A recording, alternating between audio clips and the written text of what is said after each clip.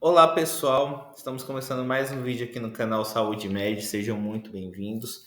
Para quem não me conhece, meu nome é Denifer Ferreira e hoje nós vamos começar a falar sobre o diabetes, uma doença que tem se tornado cada vez mais prevalente no mundo e no Brasil aqui não é diferente, tá? Nesse vídeo nós vamos entender os principais tipos de diabetes, né, incluindo o diabetes tipo 1, tipo 2, diabetes gestacional e alguns outros tipos específicos de diabetes. Para você não perder nenhum conteúdo do canal, essa série vai ser muito rica, né? A gente vai trazer vários assuntos aqui sobre diabetes, tanto na parte de diagnóstico quanto tratamento. Nós vamos falar também sobre algumas complicações, né? E como a gente precisa fazer o gerenciamento, desde a prevenção até o tratamento em si. Se inscreva agora mesmo no canal, ative o sininho de notificações, porque aqui sempre eu trago conteúdos para que você fique sempre muito bem informado. E antes de nós falarmos de diabetes, nós precisamos entender o que é o diabetes. O diabetes é um distúrbio metabólico complexo e heterogêneo que é caracterizado por uma elevação na concentração de glicose no sangue decorrente de resistência à ação da insulina. Também pode ser devido à secreção insuficiente de insulina ou ambas as condições, tá? A principal manifestação clínica do estado diabético é a hiperglicemia. Porém, a deficiência de insulina ou a resistência à insulina também estão associados a anormalidades no metabolismo de lipídios e proteínas, além de distúrbios minerais e eletrolíticos. Tá? A grande maioria dos pacientes com diabetes é classificada em uma das duas categorias principais, né, que pode ser o diabetes mellitus tipo 1, que é causado por uma deficiência absoluta ou quase absoluta de insulina, e o diabetes mellitus tipo 2, que é caracterizado pela presença de resistência à insulina com um aumento compensatório inadequado na secreção de insulina. Tá? Além disso, mulheres que desenvolvem diabetes durante a gravidez são classificadas como portadoras de diabetes gestacional. Eu acredito que você já, com certeza, já tenha ouvido falar. E também, né, existem diversos tipos de diabetes menos comuns que podem ser causados por infecções, medicamentos, endocrinopatias, destruição pancreáticas e defeitos genéticos.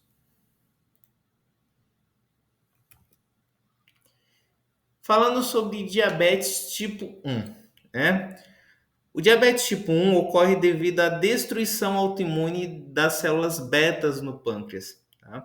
Marcadores de destruição imunológica das células betas estão presentes no momento ali do diagnóstico em 90% dos indivíduos, inclui anticorpos contra as células das ilhotas pancreáticas, né, que a gente conhece como ICAs, a descarboxilase do ácido glutâmico, fosfatase de tirosina IA2 e A2B, ZNT8 e autoanticorpos contra a insulina. Indivíduos com apenas um marcador positivo podem se tornar negativos, mas o risco de desenvolver uma diabetes tipo 1 aumenta com o número de marcadores ali positivos. Tá? A presença de dois anticorpos positivos está associada a uma chance de 75% de desenvolver diabetes nos próximos 10 anos. Embora essa forma de diabetes ocorra geralmente em crianças e adolescentes, podem surgir em qualquer idade, tá, gente? Muitas pessoas acreditam que por ser já mais velhos não tem possibilidade de diabetes tipo 1, tá? Mas existem sim, tá? Indivíduos mais jovens apresentam tipicamente uma destruição rápida de células beta e sintomas de cetoacidose, enquanto os adultos frequentemente mantêm uma secreção de insulina suficiente para evitar ali uma cetoacidose por muitos anos, né? A forma de progressão mais lenta em adultos, ela é denominada diabetes autoimune latente em adultos, né? Que é conhecida também como diabetes LADA, né? Eu acredito que muitos já tenham ouvido esse termo também. Ainda Existe uma controvérsia sobre se o diabetes tipo 1 em adultos e o LADA representam a mesma condição clínica, mas pacientes com LADA são positivos para anticorpos e geralmente precisam de terapia com insulina alguns anos após o diagnóstico. Então, por enquanto, a gente considera como um diabetes tipo 1. Tá? Um ponto importante de ressaltar é que todos os pacientes com diabetes tipo 1 necessitarão de terapia com insulina para manter ali a normoglicemia.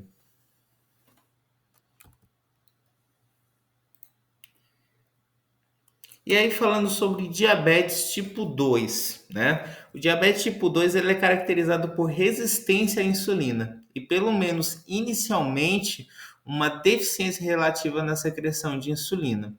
Em termos absolutos, a secreção plasmática de insulina em jejum e após a refeição geralmente está aumentada, mas relativa à severidade da resistência à insulina, a concentração plasmática de insulina é insuficiente para manter ali a homeostase normal da glicose.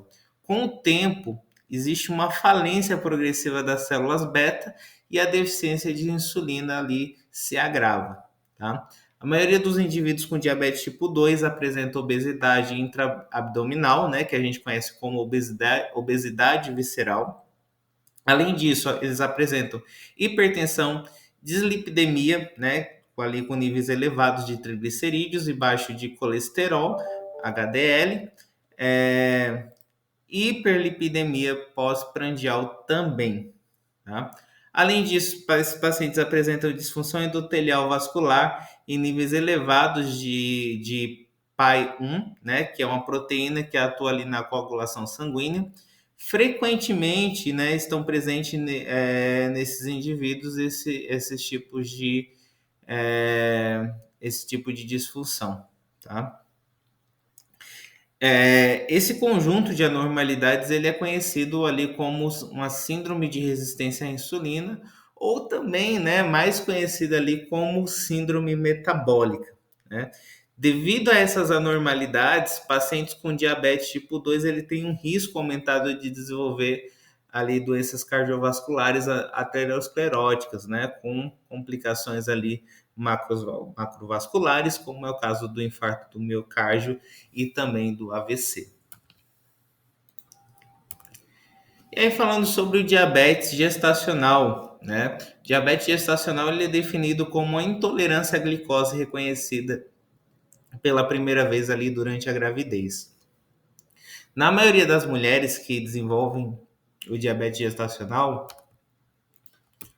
o distúrbio surge ali no terceiro trimestre. Tá? Cerca de 6 semanas após o término da gravidez, a mulher deve realizar um teste de tolerância à glicose, né, para ser reclassificada como portadora de diabetes, ou como tolerância normal à glicose, ou como tolerância à glicose alterada, ou a glicemia de jejum alterada. Tá? O diabetes gestacional ela complica cerca de 8 a 9% de todas as gestações, mas as taxas podem dobrar em populações de alto risco para diabetes tipo 2. Tá?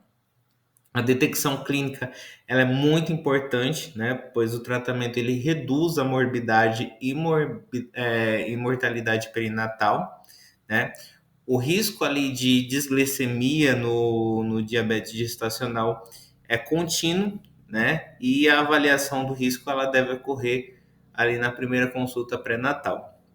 Todas as mulheres que não são previamente conhecidas como diabéticas, elas precisam passar pelo rastreamento de glicose, né, entre as semanas 24 e 28, ali usando um teste oral de tolerância à glicose, né, o conhecido TOTG, com 75 gramas de glicose pela manhã após um jejum ali noturno de pelo menos 8 horas.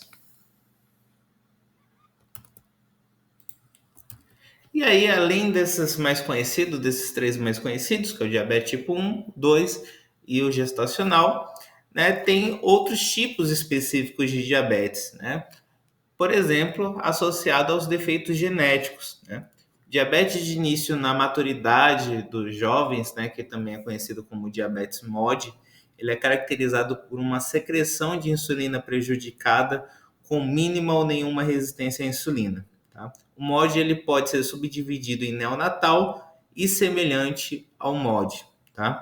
O diabetes neonatal geralmente tem início ali nos 6 primeiros meses de vida e pode ser transitório ou permanente. O MOD ele pode afetar genes importantes para a detecção de glicose pelas células beta, além de seu desenvolvimento, função e regulação. A incapacidade genética de converter proinsulina em insulina leva ali a uma hiperglicemia leve. Tá? Essa doença é herdada de forma autossômica dominante. E aí diversas mutações genéticas foram descritas ao receptor de insulina e estão associadas à resistência à insulina. A resistência à insulina tipo A é a síndrome clínica caracterizada por acantose nigricans, virilização em mulheres, ovário policístico e hiperinsulinemia, tá? O lepraxionismo, né, que é uma síndrome pediátrica com características faciais específicas e resistência grave à insulina que ocorre devido a um defeito além no receptor de insulina, né, pode estar presente. E o diabetes lipatrófico, né, leva ali ao defeitos pós-receptor na sinalização de insulina.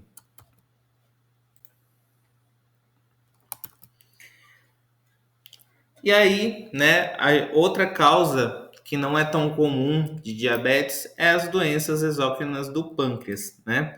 Para que o diabetes ocorra, é necessário que o dano ao pâncreas ele seja extenso, tá? As causas mais comuns incluem pancreatite, trauma e carcinoma. A pancreatite crônica ela pode causar alterações inflamatórias ou fibróticas, né, generalizadas ali no pâncreas, levando ao desenvolvimento do diabetes. Já a fibrose cística é uma condição bem conhecida por causar insuficiência da função exócrina pancreática, porém as secreções espessas e viscosas também causam inflamação, obstrução e destruição de pequenos ductos no pâncreas, né, o que pode resultar ali em deficiência de insulina. E também a hemocromatose, né? Ela tem sido associada a uma secreção prejudicada de insulina e ao desenvolvimento ali de diabetes. Além desses problemas, né, o próximo a gente fala das endocrinopatias, né? Como o hormônio do crescimento, cortisol, glucagon e epinefrina aumenta ali a produção de glicose hepática, induzem resistência à insulina nos tecidos periféricos, né, os músculos. A produção excessiva desses hormônios podem causar ou agravar o diabetes que está ali associado, tá? Embora o principal mecanismo de ação desses hormônios contrarreguladores seja a indução de resistência à insulina nos músculos e no fígado, o desenvolvimento de diabetes evidente não ocorre ali na ausência de falha das células beta. O diabetes também pode ser causado por infecções, né? Diversas infecções foram etiologicamente relacionadas ao desenvolvimento de diabetes na população. Tá? Entre elas, a rubéola congênita é a mais claramente estabelecida. Tá? Aproximadamente ali 20% dos bebês infectados com o vírus da rubéola ao nascer desenvolvem diabetes autoimune tipo 1 ali mais tarde na vida. E por fim, os medicamentos, né? Vários medicamentos de uso comum têm sido associados à indução de resistência à insulina ou o comprometimento ali da função das células betas, tá? Podendo levar ao desenvolvimento de diabetes em indivíduos suscetíveis, tá? As classes de medicamento que frequentemente estão associadas ao aumento dos níveis de glicose incluem beta-bloqueadores, diuréticos tiazídicos, fluoroquinolonas, tá? Antipsicóticos atípicos ou de segunda geração, inibidores de calcineurina, inibidores da protease, ácido nicotínico e os tão conhecidos, né, os corticosteroides, os corticoides, né? E com isso, nós finalizamos esse vídeo, né? Se você gostou, deixe o seu like. A gente vai continuar trazendo aí mais conteúdo sobre diabetes, que é algo extremamente importante. Lembrando vocês também que temos outros vídeos, né, de outros assuntos aqui no canal que estão organizados em playlist para que você possa acessar com mais facilidade os conteúdos. Se tiver alguma dúvida, pode deixar aqui nos comentários que na medida do possível eu estarei respondendo. Então, até semana que vem. Um grande abraço a todos e até mais. Tchau, tchau.